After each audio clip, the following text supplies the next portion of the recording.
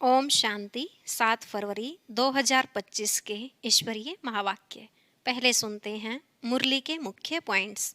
बाबा ने कहा, यह पाठशाला है पढ़ाई के लिए। ऐसे नहीं सिर्फ यहाँ बैठकर ही तुम्हें बाप को याद करना है, बल्कि चलते फिरते उठते बैठते भी याद में रहो।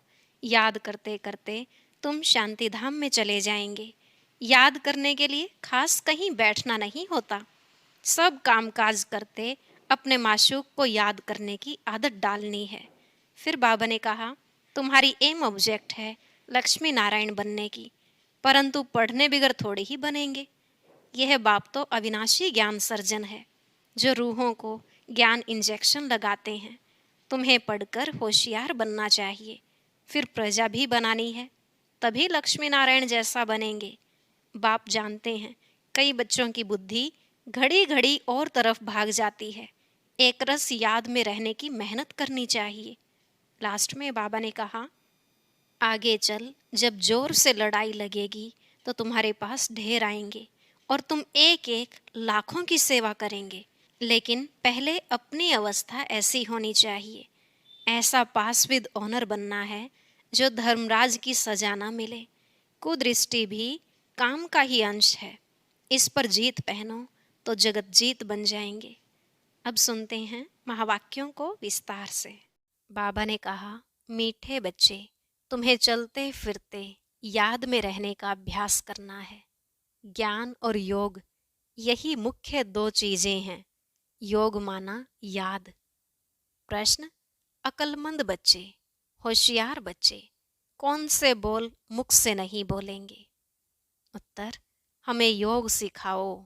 यह बोल अक्लमंद बच्चे नहीं बोलेंगे। बाप को याद करना सीखना होता है क्या? यह पाठशाला है पढ़ने पढ़ाने के लिए। ऐसे नहीं याद करने के लिए कोई खास बैठना है।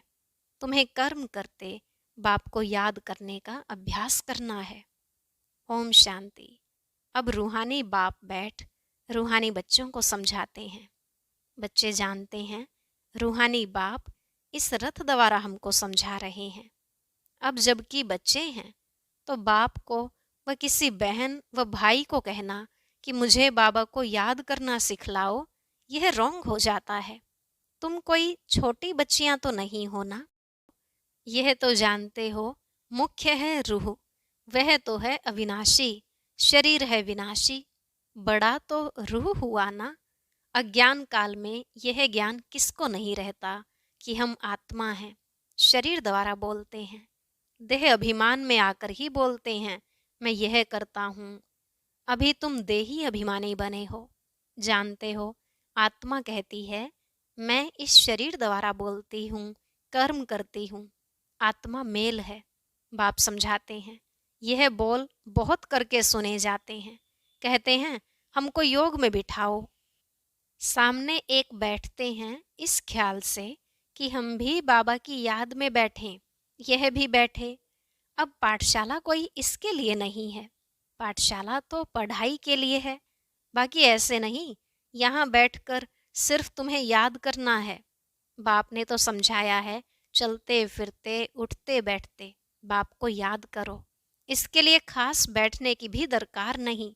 जैसे कोई कहते हैं राम राम कहो, क्या बिगर राम राम कहे याद नहीं कर सकते हैं? याद तो चलते फिरते कर सकते हैं। तुमको तो कर्म करते बाप को याद करना है। आशिक माशुक कोई खास बैठकर एक दो को याद नहीं करते हैं। कामकाज धंधा आदि सब करना है। सब कुछ करते अपने माशुक को याद करते रहो।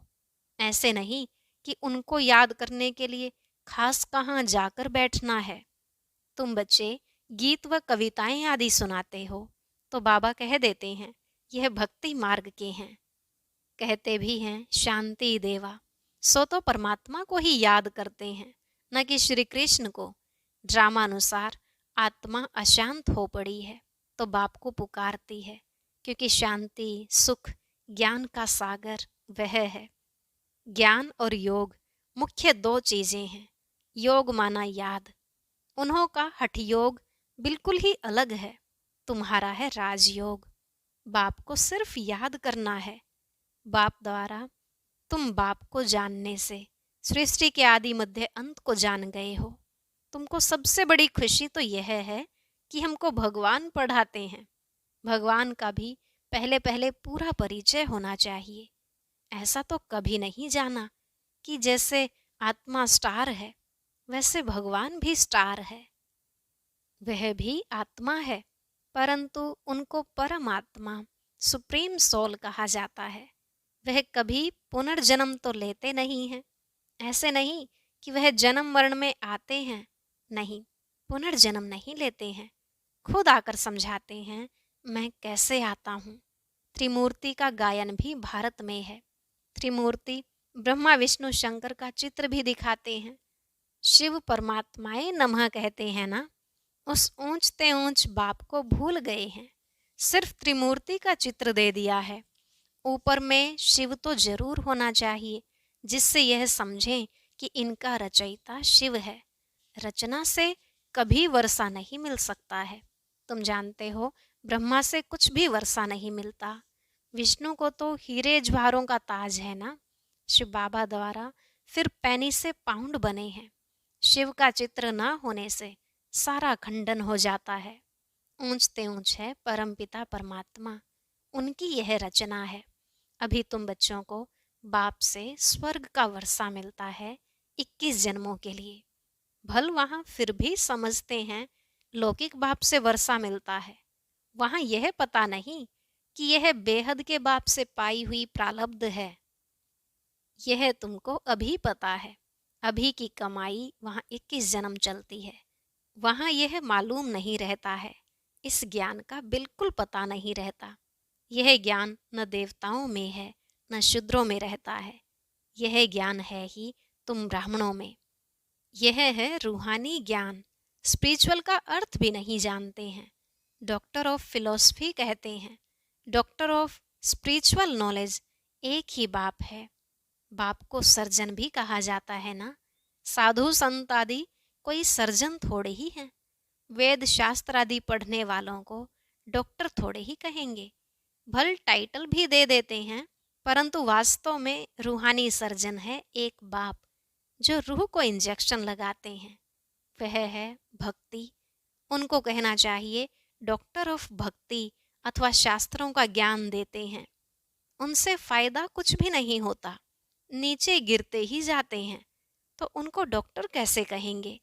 डॉक्टर तो फायदा पहुंचाते हैं ना।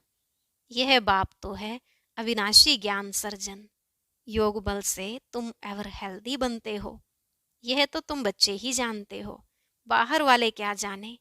उनको अविनाशी सर्जन कहा जाता है। आत्माओं में जो विकारों की खाद पड़ी है उसे निकालना, पतित को पावन बनाकर सदगति देना, यह बाप में शक्ति है। ऑल माइटी पतित पावन एक फादर है। ऑल माइटी कोई मनुष्य को नहीं कह सकते हैं। तो बाप कौन सी शक्ति दिखाते हैं। सर्व को अपनी शक्ति से सदगति दे देते हैं। उनको कहेंगे doctor of spiritual knowledge, doctor of philosophy. यह तो ढेर के ढेर मनुष्य हैं, स्पिरिचुअल डॉक्टर एक है। तो अब बाप कहते हैं अपने को आत्मा समझ मुझ बाप को याद करो और पवित्र बनो। मैं आया ही हूँ पवित्र दुनिया स्थापन करने। फिर तुम पतित क्यों बनते हो। पावन बनो, पतित मत बनो। सभी आत्माओं को बाप का डायरेक्शन है, ग्रस्त व्यवहार में रहते कमल फूल समान पवित्र रहो। बाल ब्रह्मचारी बनो तो फिर पवित्र दुनिया के मालिक बन जाएंगे। इतने जन्म जो पाप किए हैं, अब मुझे याद करने से पाप भस्म हो जाएंगे। मूल वतन में पवित्र आत्माएं ही रहती हैं, पतित कोई जा नहीं सकते हैं। बुद्धि में यह तो याद रखना ही है। बाबा हमको पढ़ाते हैं। स्टूडेंट ऐसे कहेंगे क्या कि हमको टीचर की याद सिखलाओ। याद सिखलाने की क्या दरकार है। यहाँ संदली पर कोई न बैठे तो भी हर्जा नहीं है। अपने बाप को याद करना है। तुम सारा दिन धंधे धोरी आदि में रहते हो तो भूल जाते हो, इसलिए यहाँ बिठाया जाता है। यह 10-15 मिनट भी याद करें। तुम बच्चों को तो काम काज करते याद में रहने की आदत डालनी है। आधा कल्प बाद माशुक मिलता है, अब बाप कहते हैं, मुझे याद करो तो तुम्हारी आत्मा से खाद निकल जाएगी और तुम विश्व के मालिक बन जाएंगे। तो क्यों नहीं याद करना चाहिए? स्त्री का जब हथियाला बांधते हैं तो उनको कहते हैं, पति तुम्हारा गुरु ईश्वर सब कुछ है, परंतु वह तो फिर भी मित्र संबंधी गुरु आदि बहुतों को याद करती है। वह तो देहधारी की याद हो गई, यह तो पतियों का पति है, उनको याद करना है। कोई कहते हैं, हमको निष्ठा में बिठाओ, परंतु इससे क्या होगा? 10 मिनट यहाँ बैठते हैं तो भी ऐसे मत समझो कि कोई एक रस हो बैठते हैं।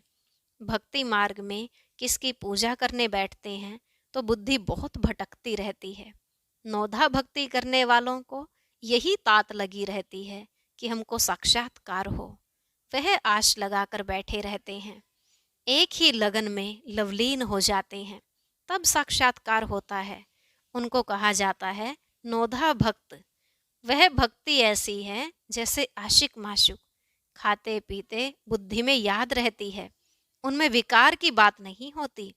शरीर पर प्यार हो जाता है, एक दो को देखने बिगर रह नहीं सकते। अब तुम बच्चों को बाप ने समझाया है, मुझे याद करने से तुम्हारे विकर्म विनाश होंगे। कैसे तुमने 84 जन्म लिए हैं। बीज को याद करने से सारा झाड़ याद आ जाता है। यह वैरायटी धर्मों का झाड़ है ना। यह सिर्फ तुम्हारी बुद्धि में ही है कि भारत गोल्डन एज में था, अब आयरन एज में है। यह अंग्रेजी अक्षर अच्छे हैं, इनका अर्थ अच्छा निकलता है। आत्मा सच्चा सोना होती है, फिर उनमें खाद पड़ती है, अभी बिल्कुल झूठी हो गई है। इनको कहा जाता है आयरन एज्ड। आत्माएं आयरन एज्ड होने से जेवर भी ऐसा हो गया है। अभी बाप कहते हैं, मैं पतित पावन हूँ, मामे कम याद करो। तुम मुझे बुलाते हो, हे पतित पावन आओ। मैं कल्प कल्प आकर तुमको यह युक्ति बतलाता हूँ। मन मना भव मध्य जी भव, अर्थात स्वर्ग के मालिक बनो। कोई कहते हैं, हमको योग में बहुत मजा आता है, ज्ञान में इतना मजा नहीं, बस योग करके यह भागेंगे, योग ही अच्छा लगता है। कहते हैं, हमको तो शांति चाहिए। अच्छा, बाप को तो कहाँ भी बैठ याद करो, याद करते करते तुम शांति धाम में चले जाएंगे। इसमें योग सिखलाने की बात ही नहीं है, बाप को याद करना है। ऐसे बहुत हैं जो सेंटर्स पर जाकर आधा पौना घंटा बैठते हैं, कहते हैं हमको निष्ठा कराओ, या तो कहेंगे बाबा ने प्रोग्राम दिया है निष्ठा का। यहाँ बाबा कहते हैं चलते फिरते याद में रहो। ना से तो बैठना अच्छा है, बाबा मना नहीं करते हैं, भल सारी रात बैठो, परंतु ऐसी आदत थोड़ी ही डालनी है कि बस रात को ही याद करना है। आदत यह डालनी है कि कामकाज करते याद करना है। इसमें बड़ी मेहनत है, बुद्धि घड़ी घड़ी और तरफ भाग जाती है। भक्ति मार्ग में भी बुद्धि भाग जाती है, फिर अपने को चुटकी काटते हैं। सच्चे भक्त जो होते हैं उनकी बात करते हैं, तो यहाँ भी अपने साथ ऐसी ऐसी बातें करनी चाहिए।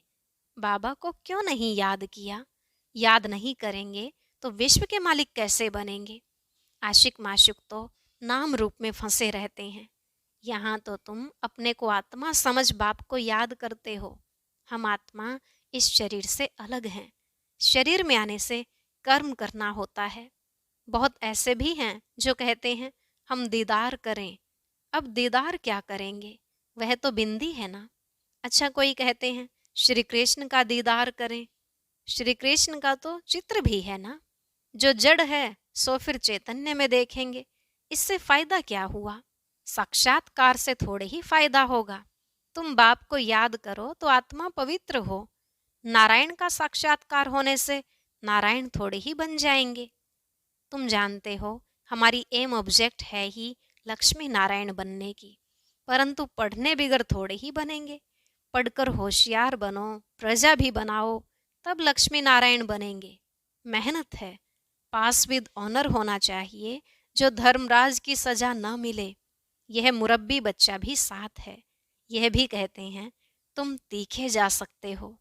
बाबा के ऊपर तो कितना बोझा है, सारा दिन कितने ख्यालात करने पड़ते हैं, हम इतना याद नहीं कर सकते हैं। भोजन पर थोड़ी याद रहती है, फिर भूल जाते हैं। समझता हूँ बाबा और हम दोनों सैर करते हैं।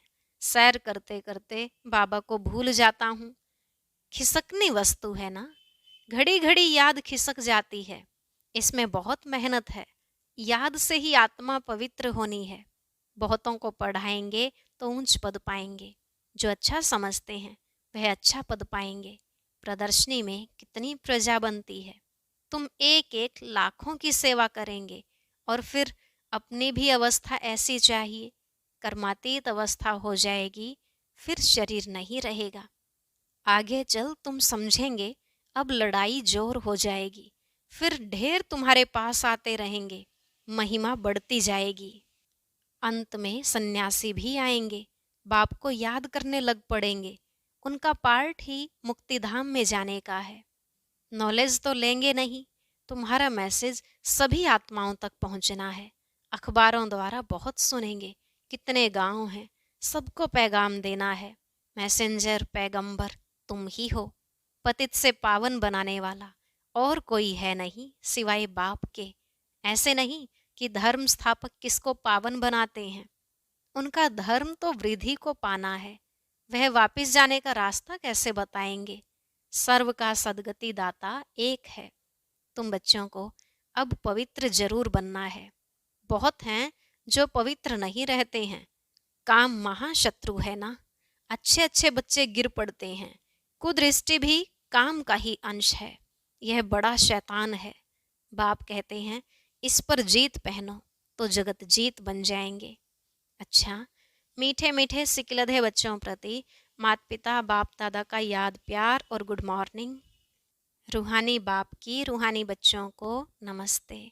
रूहानी बच्चों की रूहानी बाप दादा को नमस्ते नमस्ते, गुड मॉर्निंग। शुक्रिया बाबा, शुक्रिया। धारणा के लिए मुख्य सार। पहला पॉइंट, कामकाज करते याद में रहने की आदत डालनी है। बाप के साथ जाने व पावन नई दुनिया का मालिक बनने के लिए पवित्र जरूर बनना है। दूसरा, ऊंच पद पाने के लिए बहुतों की सेवा करनी है, बहुतों को पढ़ाना है। मैसेंजर बन यह मैसेज सभी तक पहुंचाना है। आज का वरदान, स्नेह की गोद में आंतरिक सुख व सर्व शक्तियों का अनुभव करने वाले यथार्थ पुरुषार्थी भव। स्नेह की गोद में आंतरिक सुख व सर्व शक्तियों का अनुभव करने वाले यथार्थ पुरुषार्थी भव। बाबा ने कहा जो यथार्थ पुरुषार्थी हैं वे कभी मेहनत व थकावट का अनुभव नहीं करते, सदा मोहब्बत में मस्त रहते हैं। वे संकल्प से भी सरेंडर होने के कारण अनुभव करते कि हमें बाप दादा चला रहे हैं। मेहनत के पांव से नहीं, लेकिन स्नेह की गोदी में चल रहे हैं।